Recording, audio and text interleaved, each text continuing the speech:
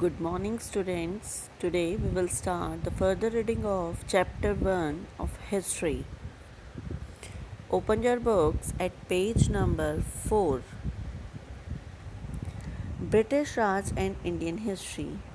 There was a time when history was seen as an account of battles and big events, as most of the writers were dependent on the rulers, so they could write only about their achievements. But as readership grew and the print market for books expanded, the earnings of authors increased. This freed them from financial dependence on the patronage of aristocrats and gave them independence to write about common people, the social and economic structure of the society. एक समय था जब history को हम किस में देखते थे, बैटल्स के बारे में जानते थे, बिग इवेंट्स जो होते थे पहले टाइम में उसके बारे में हम देखते थे। मोस्ट ऑफ द जो राइटर हैं वो किस पर डिपेंड होते थे, रूलर्स पर। जो उस समय पर किंग्स राज करते थे वो केवल उनके बारे में लिखते थे और केवल उनकी अचीवमेंट्स के बारे में लिखते थे। बट जैसे जैसे प्रिंट मार्केट बढ़ती गई, रीडरशिप बढ़ती गई, जो ऑथर्स थे उनकी अर्निंग्स जो हैं वो इंक्रीज़ होती गई और वो फाइनेंशियली डिपेंड होते गए। उनको जो स्ट्रॉन्ग पर्सन्स थे उनका सपोर्ट मिलने लग गया और वो क्या बन गए, फाइनेंशियली इंडिपेंडेंट बन गए। और वो रूलर्स के अलावा कॉमन पीपल के बारे में भी उन्होंने लिखना स्टार्ट किया। जो सोशल स्ट्रक्चर था हमारा, जो हमारा इकोनॉमिक स्ट्रक्चर था सोसाइटी का उस टाइम पे, उसके बारे में भी उन्होंने लिखना स्टार्ट किया। There were many historians who started writing about British rule in India. बहुत से historians हैं जिन्होंने हमारे देश में जो ब्रिटिश रूल था उसके बारे में लिखा।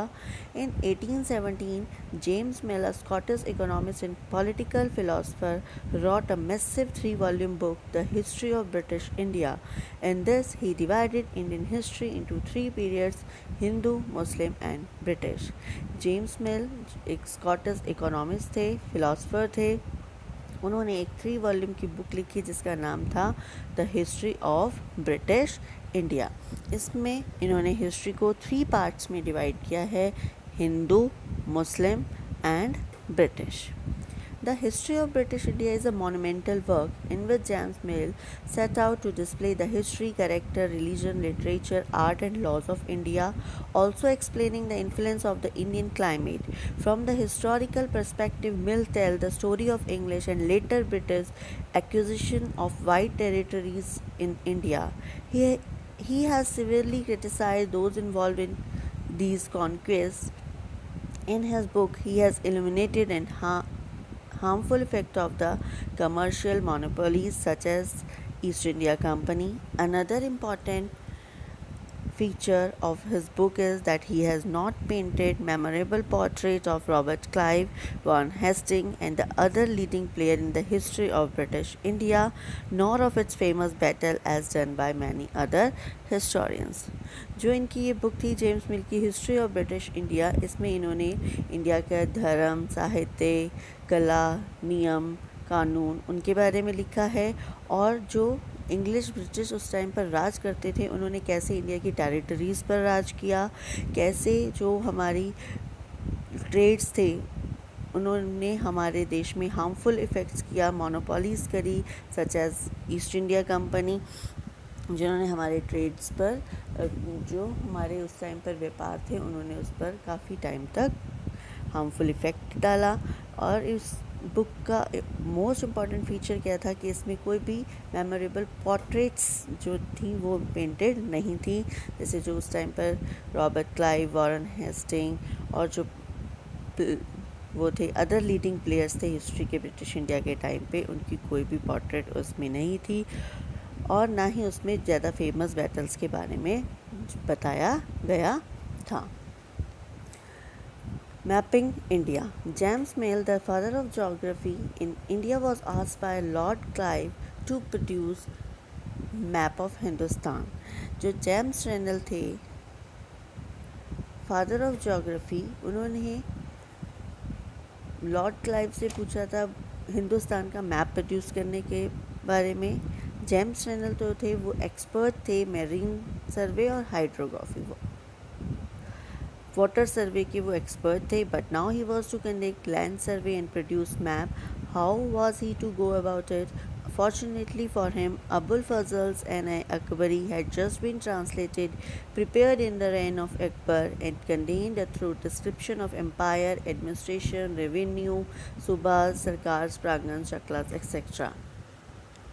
But their boundaries were not precisely demarcated, were other prominent geographical features like rivers and mountains graphically represented in a map of chart. Distance and areas were estimated roughly and not after accurate measurement according to scientific principles of map making. जब उन्होंने map बनाना start किया उस time पर जो अबुल फजल की book थी N Akbari वो translated हुई थी. उसके सहारे उसमें उन्होंने अकबर के राज्य के बारे में, उसके एडमिनिस्ट्रेशन के बारे में, उसमें कितने सूबास थे, सरकारें थीं, प्रांगण्स थे, चकलास थे, उसके बारे में लिखा था. और लेकिन उसमें जोग्राफिकल फीचर्स के बारे में नहीं लिखा था, लाइक रिवर्स, माउंटेन्स. इसके बारे में उसमें ग्राफिकली रिप्रेजेंट नहीं किया गया था. डिस्टेंस और एरिया उसमें थे लेकिन वो रफली थे. एक्यूरेट मेजरमेंट उसकी नहीं थी जो मैप मेकिंग के लिए, साइंटिफिक प्रिंसिपल्स ऑफ मैपिंग के लिए चाहिए थी.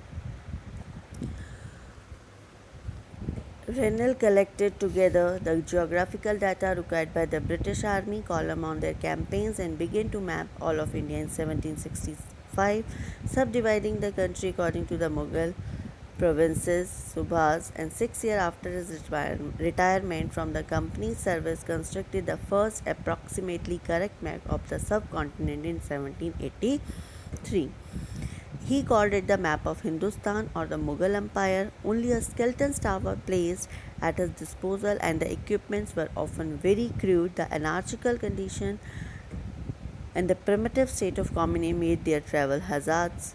The people were suspicious of the surveyors and often resisted them by force. Once Rennell almost got killed by so-called sannyasis. Renal ने जोग्राफिकल डाटा कलेक्ट करना start किया जो ब्रिटिश आर्मी थी उनके कैंपेन से. उन्होंने 1765 में इंडिया का मैप बनाना स्टार्ट किया और जो मुग़ल एम्पायर की जो उस टाइम पे प्रोविंसेस थी उसके अकॉर्डिंग उन्होंने कंट्री को सब डिवाइड किया. 6 ईयर अपनी रिटायरमेंट के 6 ईयर्स के बाद उन्होंने एक अप्रॉक्सीमेटली करेक्ट मैप सब कॉन्टिनेंट का बनाया 1783 में. इसको उन्होंने हिंदुस्तान और द मुग़ल एम्पायर, उन्होंने इसको क्या नाम दिया, मैप ऑफ हिंदुस्तान और द मुग़ल एम्पायर. इसके लिए उन्होंने बहुत ही मिनिमम नंबर ऑफ पीपल्स को यूज़ किया और उन्होंने बहुत सिंपल इक्विपमेंट्स यूज़ किए. उन्होंने डाटा कलेक्ट करने के लिए बहुत ज़्यादा ट्रैवल किया, लोगों से कम्युनिकेशन किया और उन्होंने सारा डाटा इकट्ठा किया और देन उन्होंने क्या बनाया, map of Hindustan. Other sources of the history of modern India. कुछ अदर सोर्सेज हैं जिससे हमें हिस्ट्री ऑफ इंडिया के बारे में पता चलता है. फर्स्ट है आर्कियोलॉजिकल sources.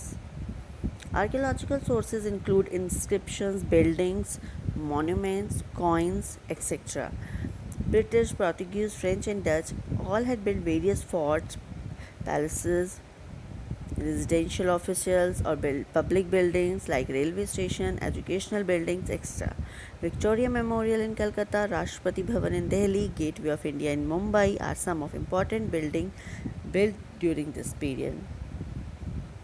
आर्कियोलॉजिकल सोर्सेज में हमारे इंस्क्रिप्शंस होते हैं, बिल्डिंग्स हैं, जो पुरानी कॉइन्स हैं, मॉन्यूमेंट्स हैं जो किस टाइम की थी, जो ब्रिटिश थे उन्होंने बनाई थी, पोर्तुगीज़ ने, फ्रेंच ने, डच ने. इसमें रेलवे स्टेशंस हैं, एजुकेशनल इंस्टीट्यूट्स हैं, बिल्डिंग्स हैं. और कौन सी बिल्डिंग्स हैं इसमें, विक्टोरिया मेमोरियल है कोलकाता में, राष्ट्रपति भवन दिल्ली में, गेटवे ऑफ इंडिया मुंबई में. ये कुछ बिल्डिंग हैं ब्रिटिश पीरियड की. Second, new towns and city. Many new towns or cities were established by the British in India. Shimla was discovered by the British in 1819 after the Gorkha War. नई towns और cities भी बनाई गई. बहुत से नए town और cities establish करी गई ब्रिटिश द्वारा इंडिया में शिमला को डिस्कवर किया गया ब्रिटिश द्वारा 1819 में गोरखा वार के बाद। By the later half of the 19th century, 1864, Shimla had become the summer capital of the British Raj.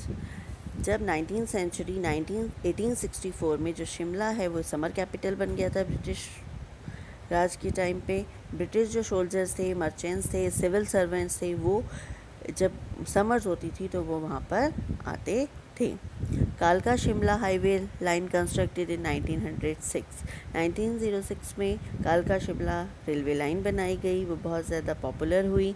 Pre independence structure such as the Viceroy Lodge, Auckland House, Gordon Castle, Peterhoff and Gaiety Theatre are reminder of British rule in India. और ये जितनी भी structures हैं, Viceroy Lodge, Auckland House, Gordon Castle, Peterhoff and Gaiety Theatre, ये सब हमें उस time में ब्रिटिश राज की इंडिया में याद दिलाते हैं। Coins provide us important information regarding various rulers. These provide us information regarding the economic condition of people. The British India Company started minting coins from the mid-17th century. In 1717, the British obtained the right to strike their own rupee in the name of the Mughal emperor. Coins जो हैं वो हमें जो उस time पर rulers हैं उनकी information देते हैं। British East India company 17th century में अपने कॉइन्स बनाने स्टार्ट किए। उसके बाद British obtain the right to strike their own rupee. अब उन्होंने 1717 में राइट टू स्ट्राइक, उनको राइट स्ट्राइक का अधिकार था। उन्होंने मुग़ल एम्पर के नाम से अपने रुपये बनाने का क्या किए, अपने रुपये बनाने के लिए उन्होंने स्ट्राइक करी। Press and newspaper. In 1876, there were 62 vernacular newspapers in Bombay, Mumbai, about 60 in NWFP, Oudh and Central Provinces, 28 in Bengal, and 19 in Madras, Chennai. Some important newspapers of that period were, जो press थी, newspaper थी उस time पे 1876 में 62 different languages की क्या आती थी, न्यूज़पेपर आती थी। बॉम्बे में जो अब मुंबई है, नॉर्थ वेस्ट फ्रंटियर प्रोविंसेस में, सेंट्रल प्रोविंसेस में, 28 आती थी बंगाल में, 19 इन मद्रास, नाउ चेन्नई। कुछ इम्पॉर्टेंट न्यूज़पेपर उस टाइम के कौन कौन से थे? द टाइम्स ऑफ इंडिया जो कब फाउंड हुआ? 1861 में। द पायनियर 1865 में फाउंड हुआ। The Tribune started in Lahore in 1877. Bengali English founded in 1862, जिसको सुरेंद्रनाथ बनर्जी ने फाउंड किया था। अमृता विचार पत्रिका फाउंडेड हुआ 1868 में by Shishir Kumar Ghosh. The Indian press reflected the public opinion of times. Their contribution in educating the people, in promoting political consciousness and demanding increased participation of Indians in administration was far-reaching. जो Indian press थी वो लोगों को opinion जो होते थे वो दिखाती थी। उनका कंट्रीब्यूशन एजुकेशन में, लोगों में पॉलिटिकल कॉन्शियसनेस दिखाने के लिए जो न्यूज़पेपर है वो लोगों में पॉलिटिकल कॉन्शियसनेस दिखाती थी और धीरे धीरे इसकी डिमांड बढ़ती चली गई और लोगों का पार्टिसिपेशन न्यूज़पेपर्स में बढ़ता चला गया। Administration produces records. Another important source of history of that period is the official record of British administration. The British believed that the act of writing was important. Every instruction, plan, policy, decision, agreement, investigation had to be clearly written. Once this was done, these things could be properly studied and debated. This conviction produced an administrative culture of memos, notings and reports. जो British administration था वो क्या विश्वास रखता था कि कोई भी चीज़, अगर हम कोई भी प्लान बना रहे हैं, पॉलिसीज़ बना रहे हैं, कोई एग्रीमेंट कर रहे हैं, कोई इन्वेस्टिगेशन कर रहे हैं, वो सब किस में होना चाहिए? रिटर्न में होना चाहिए, जिससे कि हम बाद में उसमें क्या कर सकें, कोई भी उसमें हम स्टडी कर सकें, डिबेट कर सकें। इसलिए उन्होंने एक एडमिनिस्ट्रेटिव कल्चर बनाया जिसमें सब कुछ मेमोरी में रहे, नोटिंग्स में रहे और उसकी रिपोर्ट बन सके। British also felt that all important documents and letter needed to be carefully preserve, so they set up record room attach to all administrative institutions. जो ब्रिटिश थे वो ये भी महसूस करते थे कि जितने भी डॉक्यूमेंट्स हैं, लेटर्स हैं, उनको हम केयरफुली प्रिजर्व करके रखें। इसलिए उन्होंने एक रिकॉर्ड रूम बनाया। जितनी भी एडमिनिस्ट्रेटिव इंस्टीट्यूशंस होते थे उनमें एक रिकॉर्ड रूम होता था जिसमें वो इन लेटर्स को, डॉक्यूमेंट्स को केयरफुली रखते थे। Village tehsildar office, the collectorate, the commissioner office, the provincial secretary, the law courts, इन सभी में एक एक रिकॉर्ड रूम होता था। स्पेशलाइज इंस्टीट्यूशन लाइक आर्चिव्स, और स्पेशलाइज जो इंस्टीट्यूशन होते थे जैसे कि आर्चिव्स, जिसमें हम इम्पॉर्टेंट रिकॉर्ड्स रखते हैं गवर्नमेंट के, कोई भी जो लेटर्स हैं, रिपोर्ट्स हैं, इनको हम रख सकते हैं। म्यूज़ियम्स हैं जिसमें हम ऑल थिंग्स रखते हैं, पर also establish to preserve important. उस टाइम पर वो भी बनाए गए जिससे कि हम क्या रख सकें, इम्पॉर्टेंट रिकॉर्ड्स को उसमें रख सकें। 6. Surveys. The practice of surveying also became common under the colonial administration. The British believed that a country had to be properly known before it could be effectively administrated. But by the early 19th century, detailed surveys were being carried out to map the entire country. In the village, revenue survey were conducted. जो सर्वे था, जो British थे वो ये मानते थे कि सर्वे द्वारा भी हम क्या कर सकते हैं, कंट्री को इफेक्टिवली एडमिनिस्ट्रेट कर सकते हैं, उसको अच्छी तरीके से जान सकते हैं। 19th सेंचुरी में उन्होंने सर्वे करना स्टार्ट किए, विलेजेस में रेवेन्यू सर्वेज किए। The effort was to know the topography, the soil equality, the flora, the fauna, the local histories and the cropping pattern, all the facts seen as necessary to know about to administrate the region. ये सर्वे किसके लिए किए जाते थे, वहाँ की जितना भी जोग्राफिकल फीचर्स हैं, सॉइल कैसी है, प्लांट्स कैसे हैं, एनिमल्स कैसे हैं, लोकल हिस्ट्रीज़ क्या है, क्रॉप कौन कौन से उगाए जाते हैं, ये सब जानने के लिए सर्वेस किए जाते थे। From the end of the 19th century census operation were held at every 10 year. और जब 19th सेंचुरी का एंड होना था उस टाइम पर सर्वे के अलावा सेंसस ऑपरेशन भी स्टार्ट हुआ, जो हर 10 साल बाद होता है। सेंसस क्या होता है, जिसमें पीपल्स की नंबर ऑफ पीपल का रिकॉर्ड रखा जाता है। These prepare detailed record of the number of people in all provinces of India, noting information on caste, religion and occupation. There were many other surveys: botanical survey, geological survey, archaeological survey and anthropological survey, forest surveys. बहुत से और भी surveys किए गए और census किया गया जिसमें प्रोविंसेस में कितने लोग रहते हैं, उनकी कास्ट क्या है, रिलीजन क्या है, ऑक्यूपेशन क्या है, इसके लिए सेंसस किए गए। सो ब्रिटिश जो थे वो सर्वे पर भी बिलीव करते थे। Print as source, many European artist also arrived in India along with the trading company. बहुत से यूरोपियन आर्टिस्ट जो थे वो इंडिया में आए व्यापार करने के लिए। They produce various imaging showing the major event of history. उन्होंने बहुत सारी इमेजेस प्रोड्यूस करी जो हमें हिस्ट्री के बारे में बताती हैं। But images need to be carefully studied for they project the view point of those who create them. लेकिन ये जो इमेजेस थे उनको पढ़ने के लिए बहुत ज़्यादा हमें ध्यान देना पड़ता था, क्योंकि कि इमेजेस क्या बता रही हैं इसको बहुत ध्यान से देखना पड़ता था। Like this in figure 1 can be found in several illustrated books produced by the British after the 1857 rebellion. जो फिगर 1 है वो ये पाया गया, बहुत सी बुक्स में इलिस्ट्रेट किया गया है कि ये क्या शो कर रही है। The caption at the bottom says mutinous sepoys share the loot, कि जो 1857 में रिबेलियन हुई थी वो इसको रिप्रेजेंट कर रही है। और इसमें क्या कैप्शन है, जो मेटनीज बॉयज़ थे वो क्या कर रहे हैं, शेयर कर रहे हैं, जो उस लूट हुई थी उसको वो शेयर कर रहे हैं। In British representation the rebel appear, और ब्रिटिश जो है वो उसको कैसे रिप्रेजेंट करते हैं कि जो रिबल्स हैं वो कैसे दिख रहे हैं, बहुत ज़्यादा लालची, क्रूएल और बहुत ज़्यादा वायलेंट दिख रहे हैं इस पिक्चर में। वेयर इज़ जो फिगर 2 है वो क्या शो करती है, it is the British soldier who have been showing looting. जो ब्रिटिश सोल्जर हैं वो क्या, इसमें क्या हो रहा है कि जो ब्रिटिश सोल्जर्स हैं वो लूटिंग को शो कर रहे हैं। तो ये सब सोर्सेज हैं हिस्ट्री ऑफ इंडिया के, जिससे हमें हिस्ट्री ऑफ इंडिया के बारे में पता चलता है। प्रेस है, न्यूज़पेपर्स हैं, कॉइन्स हैं, रिकॉर्ड्स हैं, प्रिंट है, सर्वेज हैं, ये सब जो उस टाइम पर हुए थे उससे ही हमें हिस्ट्री ऑफ इंडिया के बारे में पता चलता